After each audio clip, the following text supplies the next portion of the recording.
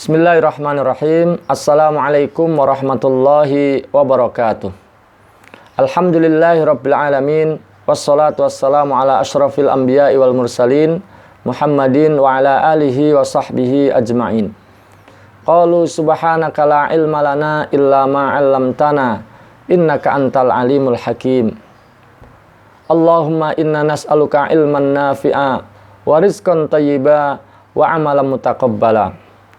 Allahumma inna na'udzubika min ilmin la yanfa' wa min qalbin la yakhsha' wa min nafsin la tashba' wa min da'watin la yustajabu laha. Rabbi shrah li sadri wa yassir li amri wahlul 'uqdatam min lisani yafqahu qawli. Amma ba'du.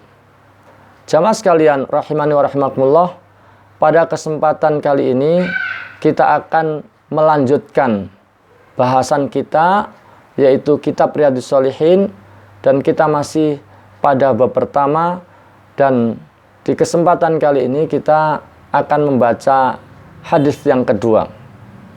Bismillahirrahmanirrahim. An ummil mu'minin Ummi Abdillah Aisyah radhiyallahu anha qalat. Dari Ummul Mukminin, yaitu Ummu Abdillah, yakni Aisyah radhiyallahu anha, qalat, ia berkata, qala Rasulullah sallallahu alaihi wasallam. Rasulullah sallallahu alaihi wasallam bersabda, yaghzu jaisun al-Ka'bah. Satu pasukan tentara akan menyerang Ka'bah. Fa idza kanu bi baida minal ard.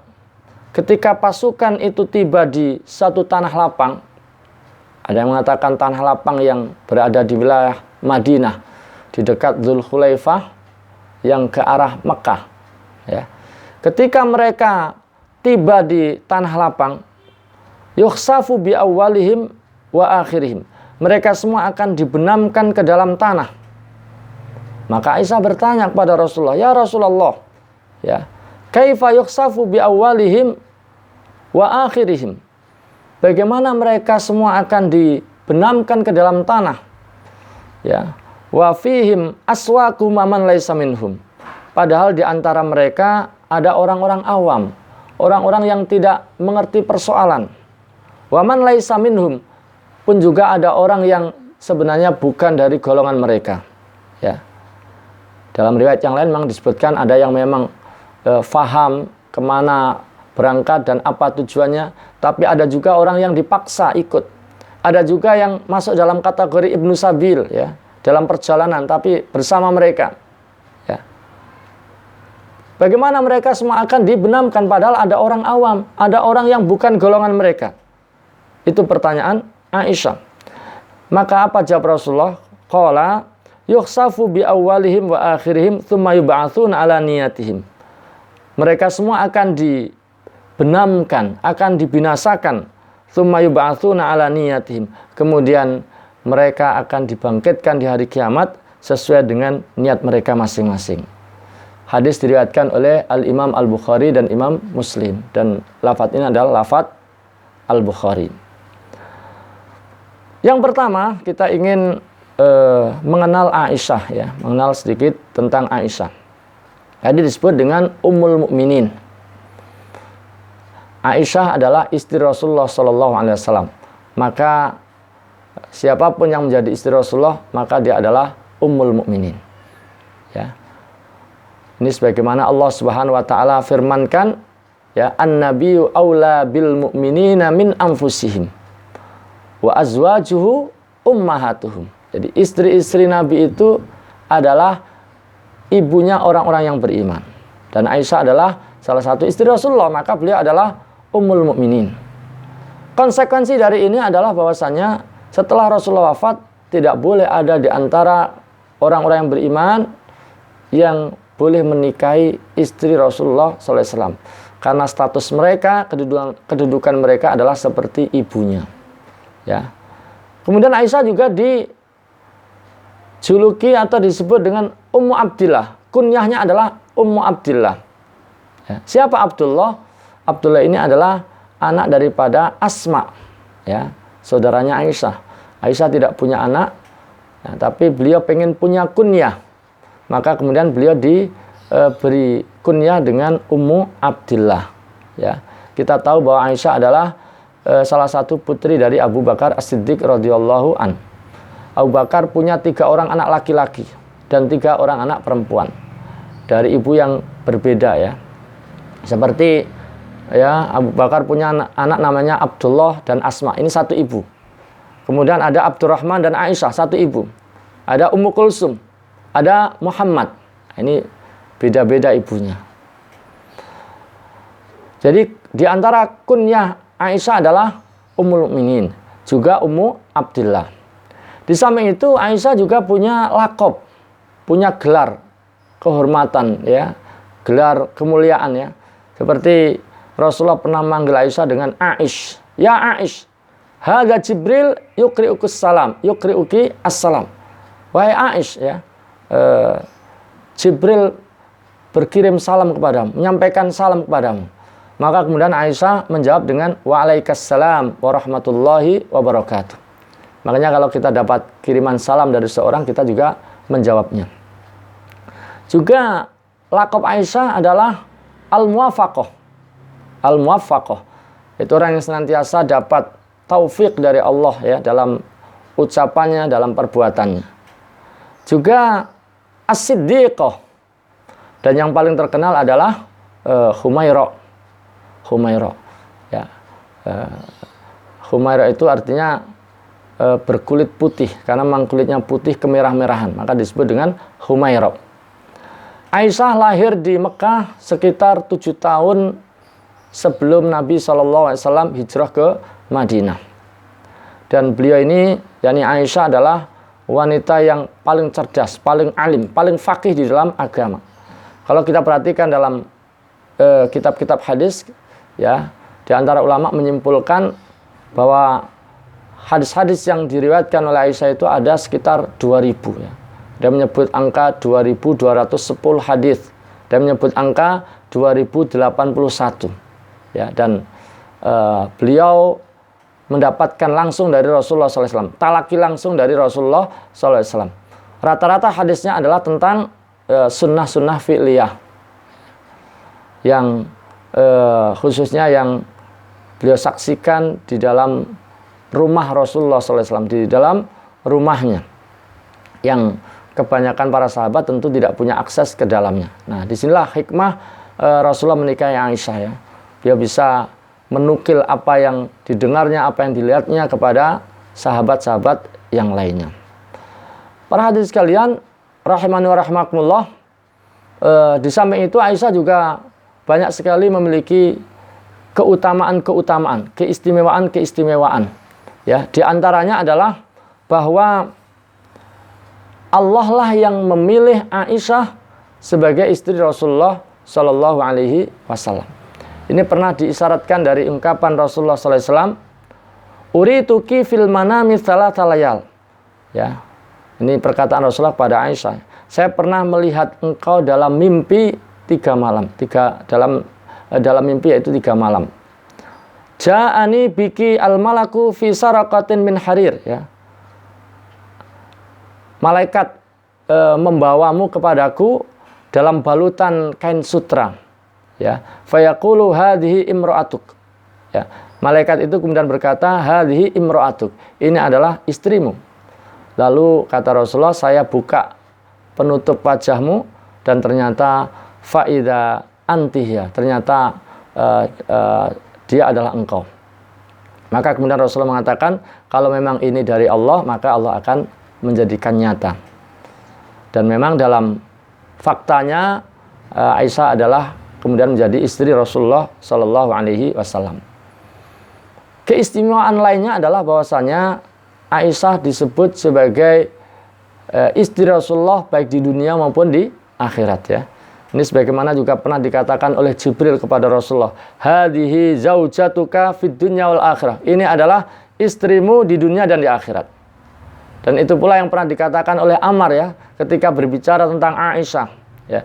Inni la'alamu annaha zaujatu nabiyyikum fid dunya wal akhirah. Sesungguhnya saya tahu bahwa dia adalah, yakni Aisyah adalah istri Nabi kalian baik di dunia maupun di akhirat. Kemudian Juga di antara keutamaannya adalah bahwasanya sebagian wahyu turun di rumah Aisyah, dan itu tidak terjadi pada istri yang lainnya.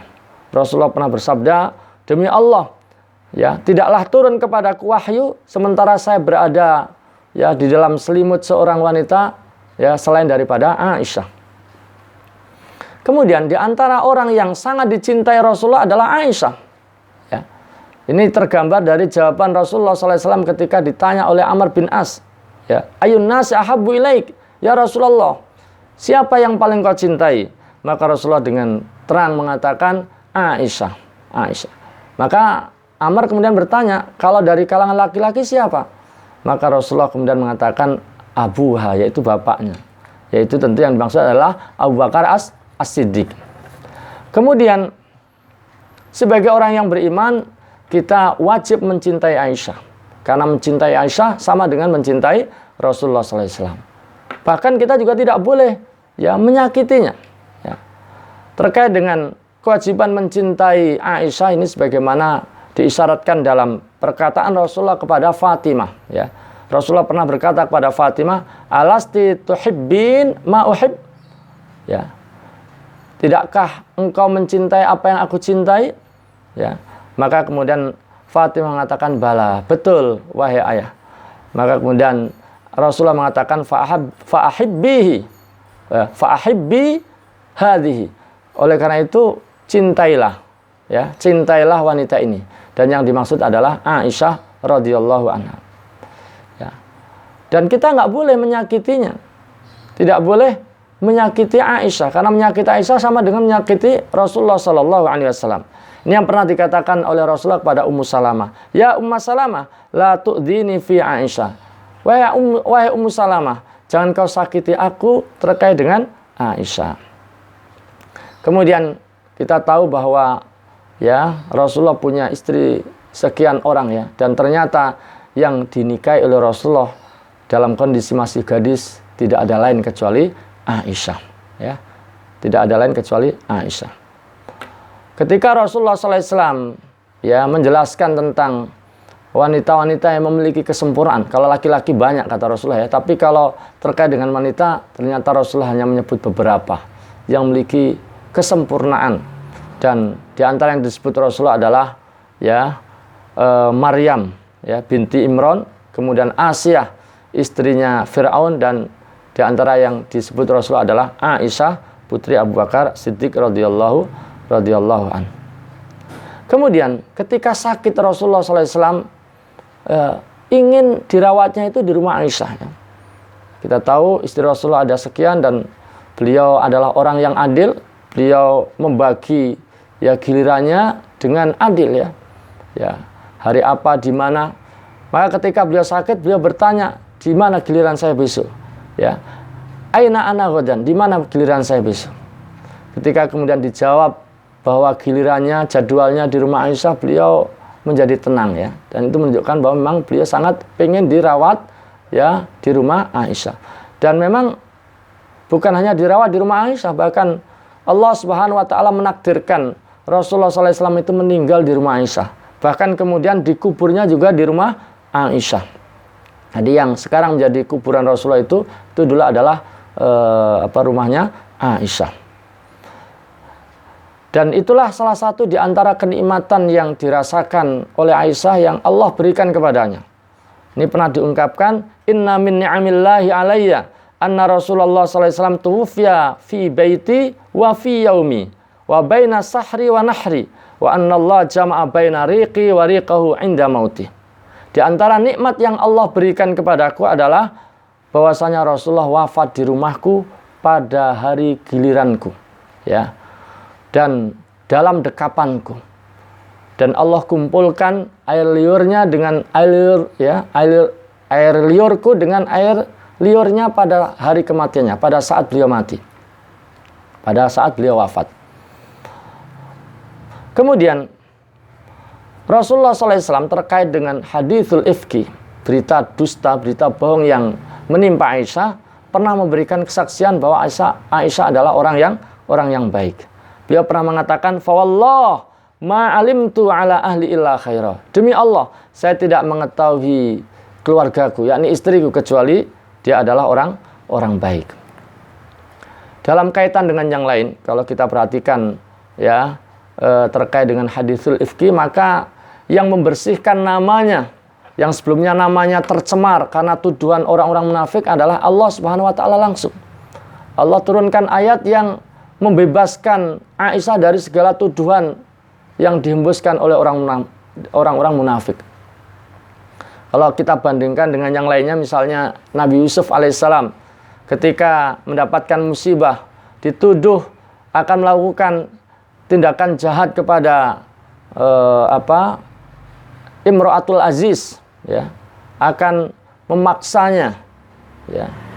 Maka yang membela dengan memberikan kesaksian pembelaan itu adalah syahidun min ahliya, seorang saksi dari keluarga Zulaikha, keluarga Imro'atul Aziz tadi, ya, anak kecil yang memberikan kesaksian bahwa yang bersalah adalah wanita tersebut, bukan Nabi Yusuf.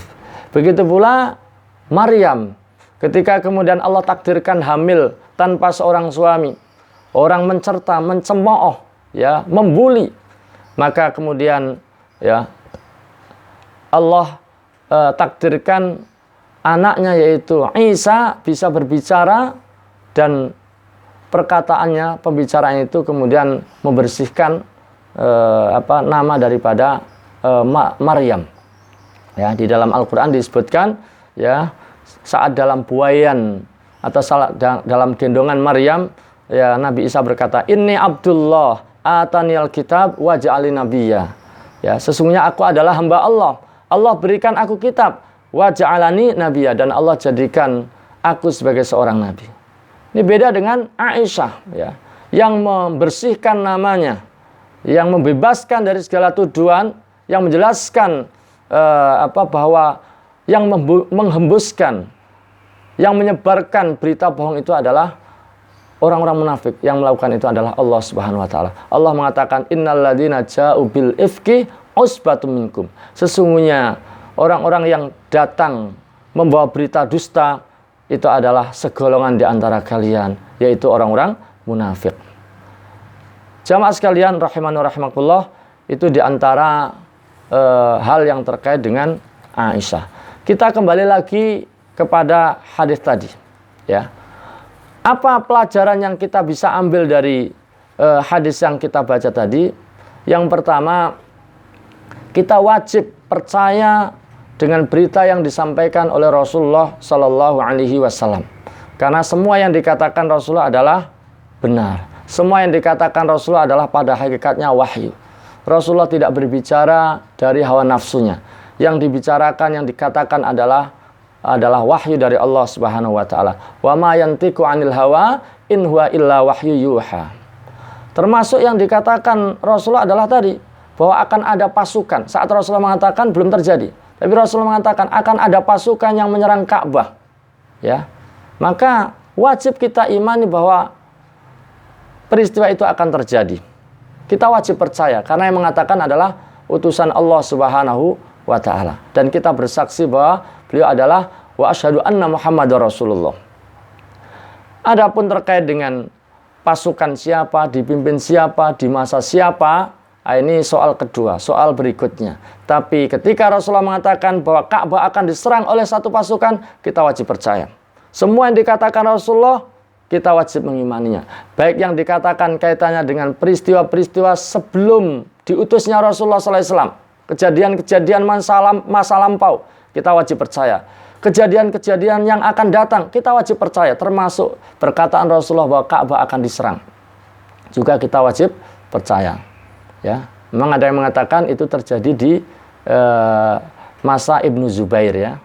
Ya, ada di antara riwayat yang mengatakan itu. Tapi saat Rasulullah mengatakan itu belum terjadi. Termasuk kita juga wajib percaya dengan apa yang dikatakan oleh Rasulullah berkaitan dengan misalnya peristiwa-peristiwa setelah seseorang meninggal, ya. Ada nikmat kubur, ada azab kubur, kemudian nanti ada hari berbangkit, ada yaumul jaza, ada surga dan ada neraka, dan yang terkait dengan itu semua kita wajib mengimaninya. Kemudian yang kedua, hadis ini juga memberikan pelajaran kepada kita agar kita tidak berkawan dengan orang-orang ahli maksiat. Agar kita tidak berkawan dengan orang-orang zalim. Orang-orang yang melakukan kemungkaran. Ya. Karena perkawanan itu akan memberikan pengaruh buruk. Ini tentu dalam konteks menjaga kebaikan kita, maka kita hindari berkawan dengan orang yang buruk. Adapun dalam konteks berdakwah, dalam konteks amar ma'ruf nahi mungkar, maka kita bergaul dengan banyak orang, dengan seluas-luasnya. Tapi dalam konteks menjaga kebaikan, maka kita hindari berkawan dengan orang yang buruk. Karena keburukan itu bisa menular, bisa mempengaruhi. Di satu sisi. Di sisi yang lainnya adalah bahwasanya ketika kemudian Allah Subhanahu wa taala memberikan iqab, memberikan hukuman kepada orang yang berbuat zalim, maka yang akan mendapatkan sanksinya, mendapatkan hukuman terkadang bukan hanya orang zalim itu, tapi kepada siapapun yang berada di sekelilingnya, berada di sekitarnya. Seperti halnya tadi, ada pasukan yang akan menyerang Ka'bah, maka bukan hanya penyerang, ya, tapi juga orang-orang yang berada di situ, orang yang nggak tahu menahu, orang yang dalam perjalanan, orang yang dipaksa pun akan mendapatkan akibatnya. Makanya dari hadis ini Imam Malik ya, ini punya istimbat ya tersendiri terkait dengan orang yang berkawan atau orang yang duduk bersama dengan orang yang minum khamr. Ya, kita tahu peminum khamr itu ada hadnya, ada hukumannya. Nah, kata Imam Malik bukan hanya peminum khamr yang harus dihukum, tapi juga orang yang duduk di sekelilingnya, orang yang membersamainya, menemaninya juga harus dihukum. Sementara sebagian ulama membantah ya, karena kasus hadis itu adalah sanksi samawi ya, sanksi langit, dan ini tidak bisa kemudian dikiaskan di atasnya iqab yang sifatnya syar'i, hukuman yang sifatnya syar'i. Jadi di antara yang kita bisa ambil pelajaran dari hadis ini adalah agar kita tidak berkawan dengan orang yang berbuat maksiat, orang yang senantiasa melakukan kezaliman, agar kita tidak kena imbasnya. Ini dalam konteks menjaga kebaikan ya. Tapi dalam konteks berdakwah kita bisa bergaul dengan seluas-luasnya. Dan tentu hadis ini sekaligus juga menganjurkan agar kita memilih ya, teman itu adalah teman yang baik. Agar kalau kita baik, kita bisa menjaga kebaikan, kita bisa istiqomah. Ya. Kalau kita misalnya lalai, ada yang mengingatkan. Jadi larangan berkawan dengan orang yang baik, tapi juga hadis ini memberikan isyarat agar kita berkawan dengan jadi hadis tadi menjelaskan larangan berkawan dengan orang yang buruk, dan sekaligus juga menganjurkan agar kita berkawan dengan orang yang baik. Kemudian di antara isi daripada hadis ini adalah hisab orang, perhitungan seseorang di hari kiamat nanti itu tidak hanya didasarkan pada zahir, tapi yang justru yang paling menentukan ya, paling penting adalah terkait dengan batin, terkait dengan niat ya. Seperti kasus tadi, secara zahir mereka semua dibinasakan oleh Allah, tapi dibangkitkannya adalah sesuai dengan niatnya masing-masing. Yang memang mau menyerang Ka'bah akan dihisab sesuai dengan amalnya tersebut. Tapi yang memang tidak tahu menahu, tapi karena berada di situ, maka nanti dibangkitkannya juga sesuai dengan niatnya, tidak akan ikut dihukum ya. Ini kalau di akhirat. Jadi orang akan dihisab berdasarkan niatnya. Untuk di dunia ya, untuk di dunia maka interaksi kita dengan orang lain adalah berdasarkan sisi-sisi lahiriah ya. Kita memberlakukan orang, kita menghakimi atau menghukumi orang adalah berdasarkan yang nampak ya, berdasarkan bukti-bukti lahiriah. Adapun terkait dengan batinnya, terkait dengan hatinya, maka kita serahkan kepada Allah Subhanahu wa taala. Demikian para jamaah sekalian, penjelasan terkait dengan hadis ini, mudah-mudahan ada faedah dan manfaatnya. Kurang lebihnya maaf, dan insya Allah nanti kita akan lanjutkan di kesempatan berikutnya. Walafu minkum. Assalamualaikum warahmatullahi wabarakatuh.